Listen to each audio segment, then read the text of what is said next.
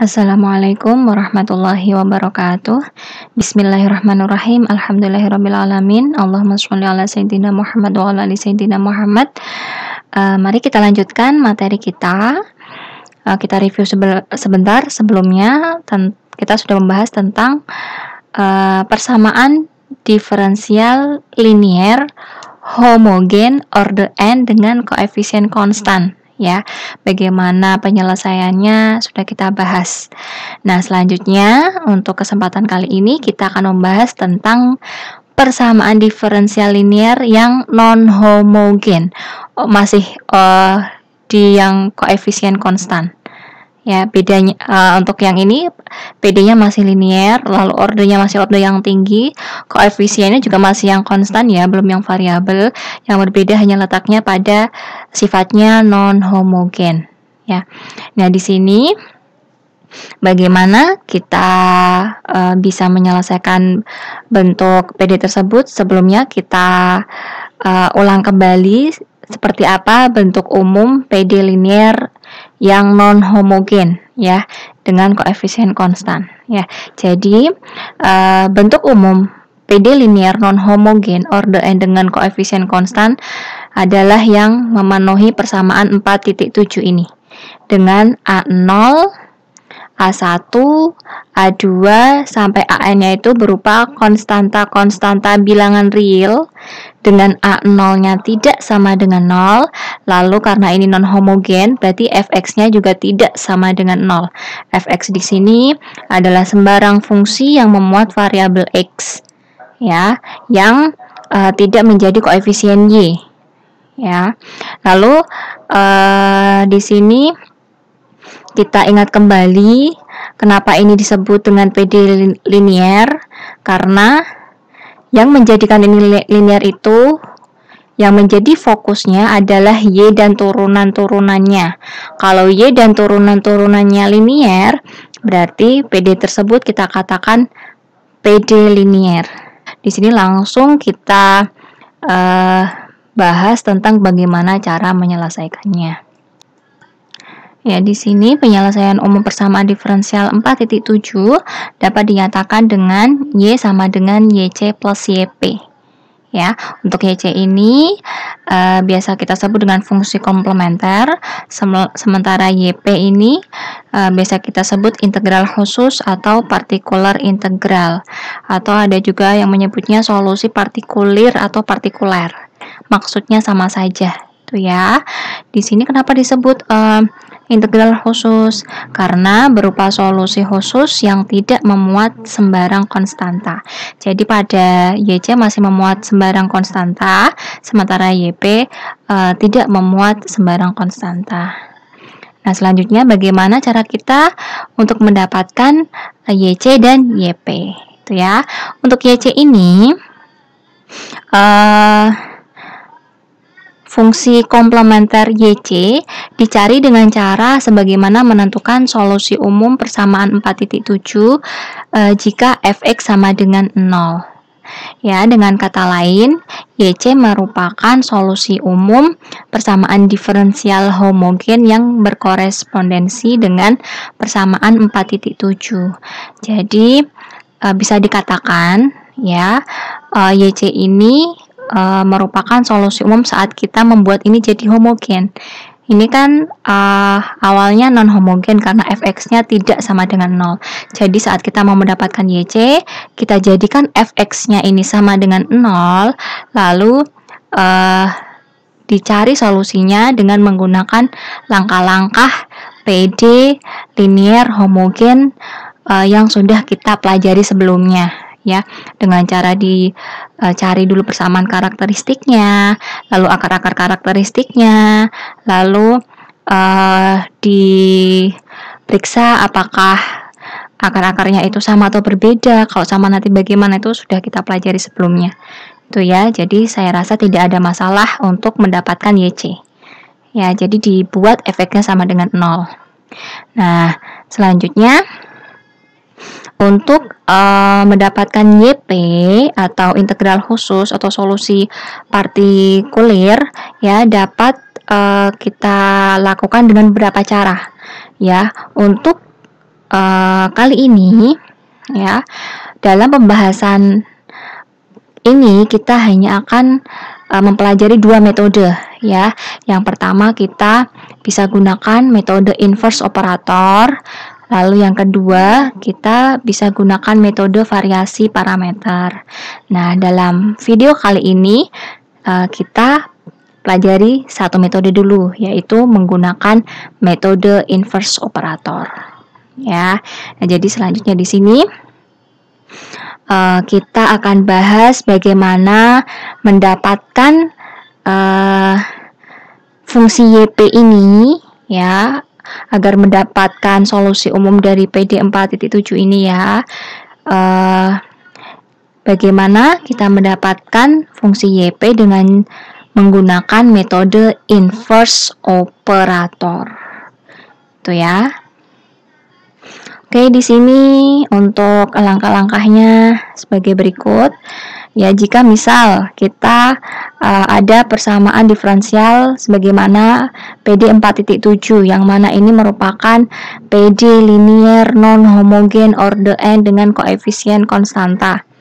Nah, selanjutnya persamaan tersebut kita bisa ubah redaksinya. Sebelumnya misal ini kan dalam bentuk notasi Leibniz ya, turunannya kita ubah agar lebih mudah gitu untuk dipahami. Di sini nanti kita ubah turunannya, notasi turunannya ini menggunakan notasi turunan operator D besar ya, operator diferensial D besar. Jadi diperoleh A0 D pangkat NY plus A1 D pangkat N-1Y dan seterusnya sama dengan Fx. Ya, untuk lebih jelas dipahami seperti ini ya, notasi operator diferensial D besar ini untuk menggantikan ddx. Itu ya. Nah, oke. Dari sini setelah kita ubah menjadi dalam bentuk operator diferensial D besar, di sini bisa kita keluarkan ya y-nya karena semuanya memuat y. Jadi seperti ini ya. Lalu selanjutnya untuk yang di dalam kurung ini kita misalkan fungsi PD ya. PD y sama dengan fx. Oke, untuk selanjutnya tinggal pindah ruas aja seperti biasa, lalu kita mulai munculkan P di sini ya, y sebagai solusi partikulir ya, YP sama dengan 1 per PD kali Fx. Nah, selanjutnya di sini diperhatikan bahwa PD ini merupakan polinomial atau suku banyak. Jadi bisa kita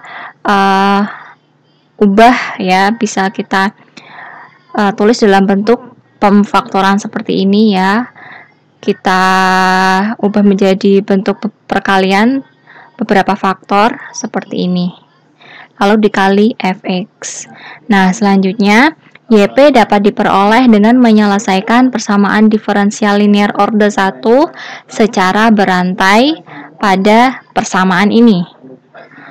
Oke, untuk lebih jelasnya, ini sebelum ke contoh, saya coba beri simulasi ya, bagaimana maksud dari menyelesaikan dengan menggunakan PD linear order 1 secara berantai.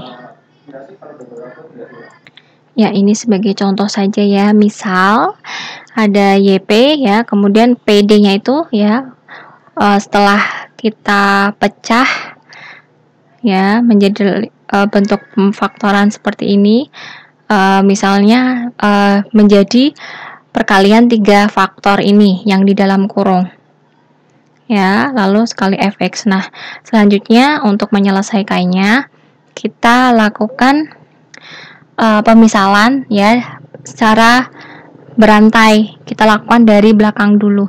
Ini misalnya yang belakang ini ya sama dengan Y1 ya. Jadi Y1 itu sama dengan 1 per K3D min M3 kali Fx. Ini Y1. Lalu kalau ini sudah ketemu ya, di sini kita selesaikan dulu aja ya di sini. Berarti tinggal pindah ruas ya. Jadinya K3DY1 min M3Y1 sama dengan Fx. Nah, di sini kita akan selesaikan PD linear order 1. Yang order 1 ya, teman-teman ingat kembali. PD linear order 1 ya, solusinya itu ada formulanya. Ya, akan tapi sebelum kita gunakan formulanya, kita perlu ubah dulu sesuai bentuk PD linear order 1. Ya, saya bukakan kembali materinya ya. Mungkin ada yang lupa. Seperti inilah bentuk umum PD linear order 1. Ya, dy dx plus pxy sama dengan qx. Nah, di sini kita lihat tadi, karena di sini masih ada koefisiennya ya tadi ya. Ya, ini K3 ini ya. Walaupun tidak selalu ya, ini bisa jadi. Ya, bisa jadi ini 1, K3-nya bisa jadi 2 dan lain sebagainya, kan kita belum tahu ya. Fungsi yang saat kita ubah ke dalam perkalian berapa faktor ini, K1, K2, K3-nya itu apakah 1 atau berapa. Nah, jika tidak sama dengan 1, berarti di sini perlu kita bagi dulu ya seluruh persamaan ini dengan K3 agar nanti bentuknya sama sesuai dengan bentuk umum PD linear order 1 yang sudah ada formulanya gitu ya. Ya, jadi di sini maaf, ini seharusnya di Fx per M per K3 ya. Ya, jadinya seperti ini. Kedua ruas kita bagi K3. Ya, jadi nanti diproses di sini koefisiennya 1 sudah sesuai dengan bentuk umum PD linear order 1. Ya, jadi ini sama dengan px-nya, lalu ini qx-nya. Nah, kalau sudah dapat seperti itu, lalu bagaimana penyelesaiannya? Teman-teman tinggal gunakan formula PD linear order 1 ya. Kita buka kembali. Ya, tadi kan sudah memenuhi ini ya. Bentuknya sudah sama, di sini koefisiennya 1, berarti kita bisa langsung gunakan formula ini. Berarti rumusnya Y sama dengan E pangkat negatif integral PX dx kali integral E pangkat integral PX dx QX dx. Untuk C-nya ini kita abaikan dulu ya. Karena di sini kita mau mendapatkan solusi partikuler, jadi untuk C ini bisa kita abaikan dulu ya. Jadi untuk penyelesaiannya itu nanti yang PD linear non homogen, untuk dapatkan YP-nya cukup sampai sini aja. Ya, nanti kita akan pelajari contoh untuk lebih jelasnya. Ya, kita kembali ke sini ya. Jadi nanti diperoleh solusinya itu Y1 sama dengan bla bla bla. Ya, karena di sini itu variabelnya itu Y1. Jadi nanti diperoleh dengan menggunakan formula tadi ya, PD linear order 1, nanti diperoleh solusinya tuh Y1. Ya, di sini nanti Y1 ya. Ini kenapa Y? Karena di sininya kan Y. Ya. Variabel yang di sini Y, makanya di sini solusinya Y. Nah, tadi kan kita misalkan itu Y1, berarti nanti di sini solusinya teman-teman Y1, ngikuti ya. Kalau misal di sini Y2, berarti nanti di sini solusinya Y2 sama dengan. Ya, misal di sini DU misal, berarti di sini solusinya U sama dengan. Ya, pokoknya ngikuti ya. Nah, seperti itu. Kita lanjutkan. Setelah diperoleh Y1 sama dengan bla bla bla gitu ya, baru kita lakukan mundur perhitungannya, yang kita ambil faktor maju ya, berarti maju 1 di sini, jadinya ini kita misalkan Y2 sama dengan 1 per K2D min M2 kali Y1 ya. Jadi tadi Y1 hasilnya apa, tinggal disubstitusikan ke sini. Nah, selanjutnya analog, caranya sama ya. Jadi ini pindah ruas ya, ketemunya ini K2D Y2 min M2 Y2 sama dengan Y1. Lalu jika K2-nya ini tidak sama dengan 1, berarti kita perlu ubah dulu agar koefisien turunan Y2 ini ya. bisa sama dengan 1 koefisiennya dengan cara seperti ini. Kalau memang sudah 1, ya sudah, tidak perlu kita apa-apakan lagi, tinggal langsung cari solusi PD linear order 1-nya gitu ya. Nah, ini analog dengan yang atas. Kemudian anggap sudah ketemu Y2-nya ya, berarti nanti solusinya di sini nanti Y2 sama dengan bla bla bla. Nah, selanjutnya saat kita sudah mendapatkan Y2, berarti kita bisa dapatkan YP ya. Jadi YP itu sama dengan 1 per K1D min M1 dikali Y2. Ya, ini jadinya. Nah, tinggal disubstitusikan saja analog caranya. Ya, nanti diperoleh YP sama dengan bla bla bla. Nah, itulah YP yang kita cari. Itulah tadi mengapa ada istilah berantai, karena kita mengerjakannya itu runtut ya, dari belakang ke depan. Jadi kalau misal di sininya masih ada faktor lagi, nanti berarti ini dimisalkan Y3 gitu. Sebanyak berapa ini bisa kita pecah ya bentuk perkaliannya. Nah, untuk penamaan ini tidak harus seperti ini ya, tidak harus Y1, Y2, Y3 dan seterusnya. Teman-teman kalau mau menggunakan U, V, W, namanya juga nggak masalah. Ya, di sini yang penting bagaimana teman-teman bisa mengerjakannya dengan nyaman saja. Ya, ini hanya contoh untuk pemberian nama variabelnya itu atau nama fungsinya itu Y1, Y2 dan seterusnya. Oke, berarti bisa kita lanjutkan ke contoh ya. Ya, di sini ada contoh 4.5. Misal terdapat persamaan diferensial 4.8 sebagai berikut. Ya. Langkah awal yang perlu kita lakukan adalah kita perlu menganalisis dulu, ya, mengkategorikan dulu ini masuk ke dalam kategori PD yang mana, ya.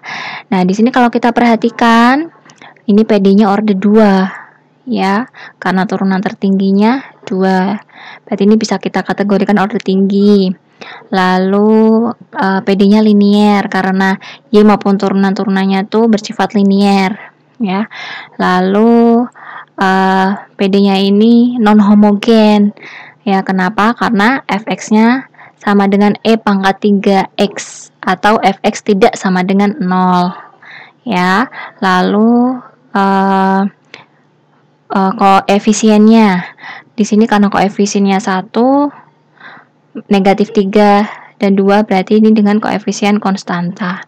Jadi kesimpulannya PD 4.8 ini adalah PD linier non homogen order 2 dengan koefisien konstanta. Jadi untuk solusinya ya, nanti kita bisa misalkan Y sama dengan YC plus YP itu sebagai solusi.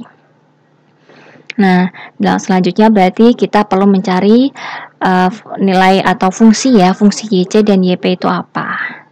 Oke, makanya di sini kita bagi menjadi 2 bagian. Pertama kita tentukan dulu YC-nya.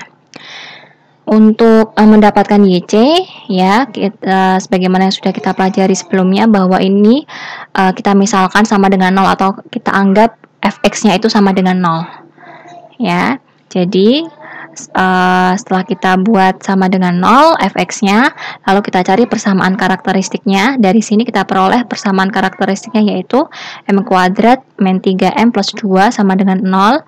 Lalu kita cari akar-akar persamaan karakteristiknya, sangat mudah ya, sudah pernah kita pelajari sebelumnya. Diperoleh m1 sama dengan 1 dan m2 sama dengan 2, ini sebagai akar-akar karakteristik. Nah, di sini diperhatikan bahwa akar-akarnya itu berupa bilangan real dan berbeda. Oh, berarti kita bisa gunakan yang rumus A ya. Coba kita buka kembali. Ya, yang ini ya. Berarti langsung bisa kita masukkan ke dalam sini. Y sama dengan C1 E pangkat M1X plus C2 kali E pangkat M2X. Ya. Oke, tinggal dimasukkan aja nilainya, ketemu YC-nya.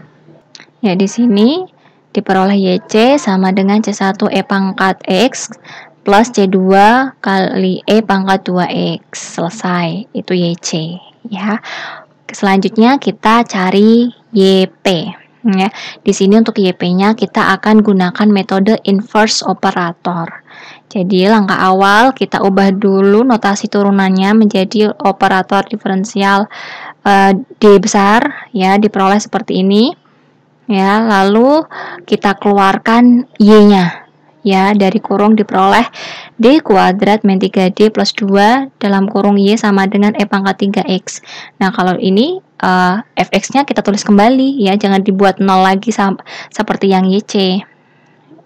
Oke, kita lanjutkan di sini. Diperoleh YP sama dengan di sini langsung ini PD-nya ya, D kuadrat min 3D plus 2-nya plus 2 kita faktorkan jadi D min 1 kali D min 2. Nah, di sini berarti cukup kita misalkan satu kali aja ya. Di sini teman-teman kalau mau pakai Y1 boleh ya. Di sini tapi saya misalkan U. Jadi U itu sama dengan 1 per 2 min 1 per D min 2 kali E pangkat 3X. Ya, ini kita misalkan U, berarti YP-nya 1 per D min 1 kali U. Gitu. Ya, oke. Selanjutnya kita cari dulu fungsi U-nya itu dalam bentuk seperti apa ya. Di sini berarti jika kita misalkan U sama dengan 1 per D min 2 kali E pangkat 3X. Nah, di sini tinggal pindah ruas ya, diperoleh DU min 2U sama dengan E pangkat 3X. Maka kita bisa langsung gunakan formula penyelesaian PD linear order 1 ya, karena ini sudah memenuhi bentuk umumnya dari PD linear order 1. Ini sebagai PX ya, ini sebagai QX-nya ya. Kita buka kembali. Ya, di sini teman-teman masukkan saja ya PX-nya berapa. Tadi karena tadinya negatif jadi PX-nya ikut ya negatif ya. Karena di sini formulanya itu digunakan saat PX-nya itu kan positif. Jadi saat tadi di soal kita tuh kan sininya negatif. Jadi di sini nanti PX-nya jadinya negatif juga ya. Jadi negatif integral negatif gitu. Integral negatif berapa tadi ya, nanti kita masukkan. Lalu di sini nanti C-nya kita abaikan dulu ya teman-teman, langsung habis di X ini tutup kurung gitu aja teman-teman. Yang penting ingat dulu ini rumus ini ya, karena ini amat sangat penting untuk kita gunakan dalam solusi permasalahan yang sedang kita selesaikan ini ya. Jadinya seperti ini ya, U sama dengan E pangkat 2X kali integral E pangkat 3X dikali E pangkat negatif 2X dx. Ya, C-nya kita skip dulu, kita abaikan ya. Lalu sama dengan ini seperti biasa ya, nanti ketemunya U sama dengan E pangkat 3X nya. Di sini teman-teman pakainya U, jangan Y seperti di formula tadi yang formula PD linear order 1. Mengapa? Karena di sininya kan DU ya. Kalau tadi kan DY, jadi di sini Y. Kalau di sini DU, berarti di sini solusinya ya U juga, mengikuti bentuk dan mengikuti variabel yang ada di bentuk umum PD linear yang sedang kita selesaikan itu. Kalau di sini Z ya berarti di sini Z. Oke. Selanjutnya di sini berarti sudah kita peroleh ya, U itu merupakan itu U sama dengan E pangkat 3X. Nah, jadi di sini berarti tinggal kita masukkan saja, jadinya YP sama dengan 1 per D min 1 kali U ya. YP sama dengan 1 per D min 1 kali E pangkat 3X sebagai U. Nah, untuk langkah selanjutnya analog ya, sama dengan atas ya, saya rasa nggak ada masalah seperti ini. Lalu dari sini langsung diperoleh YP-nya karena di sini sudah dalam bentuk DYP kan ya. Jadi di sini solusinya YP sama dengan integralnya seperti biasa, ini formula tadi sama seperti yang atas, formula penyelesaian PD linear order 1, nanti diperoleh YP-nya sama dengan setengah E pangkat 3X. Nah, jadi dari sini sudah selesai, kita sudah mendapatkan fungsi YP. Jadi YP sama dengan setengah kali E pangkat 3X. Nah, di sini jangan selesai sampai sini saja, karena YP itu bukan solusi keseluruhan dari PD yang tadi mau kita cari solusinya. YP itu hanya setengah bagian aja, karena tadi solusinya itu adalah Y sama dengan YC plus YP ya. Jadi di sini kita gabungkan saja ke dalam rumus tadi, Y sama dengan YC plus YP. YC-nya tuh ini ya, tadi sudah kita cari, plus YP. Inilah solusi umum dari PD 4.8. Kalau mau cari solusi khusus ya sebagaimana sudah teman-teman pelajari sebelumnya, tinggal dimasukkan nilai-nilai yang diketahuinya, nanti dicari C1 dan C2-nya. Sudah ketemu nilainya, baru dimasukkan kembali ke sini. Jadi diketahui suatu bilangan tertentu dari C1 dan C2, jadilah solusi khusus.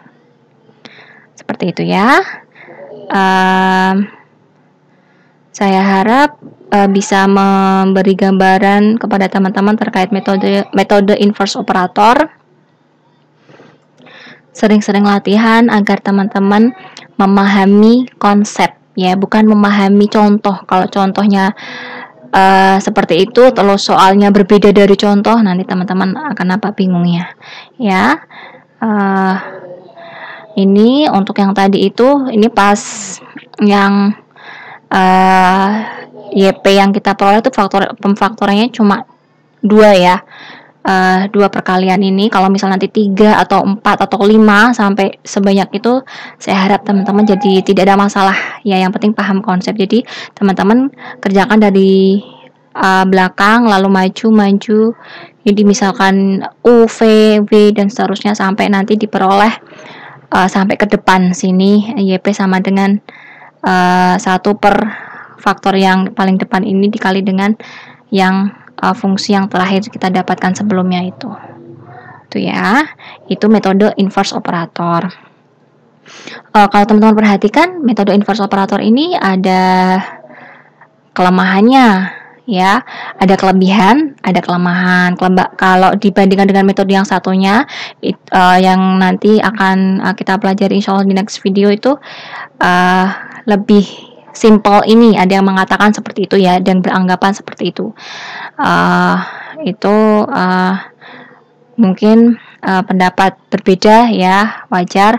Tapi jelas di sini untuk metode inverse operator itu ada kelemahannya ya, bahwa untuk fungsi PD ya, fungsi PD ini ada kalanya kan kita sulit untuk melakukan pemfaktoran, ada kalanya kita susah untuk memecah menjadi bentuk perkalian beberapa faktor seperti ini. Nah, kalau seperti itu kita akan susah untuk menggunakan metode inverse operator. Jadi kalau seperti itu nanti biasanya yang kita gunakan metode yang satunya lagi gitu ya.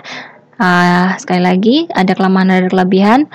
Metode bisa dipilih terserah teman-teman saat menjumpai satu permasalahan tentang persamaan diferensial linear non homogen order n dengan koefisien konstanta, lebih nyaman, lebih mudah menggunakan metode yang mana ya. Masing-masing ada kelebihan dan kelemahan itu. Jika teman-teman merasa sulit di metode inverse operator, nanti kita akan pelajari metode yang selanjutnya, siapa tahu menurut teman-teman itu lebih mudah ya. Itu. Oke, demikian teman-teman. Mohon maaf jika ada salah dan kurang. Saya akhiri untuk video kali ini. Wallahul muwaffiq ila aqwamit thoriq. Wassalamualaikum warahmatullahi wabarakatuh.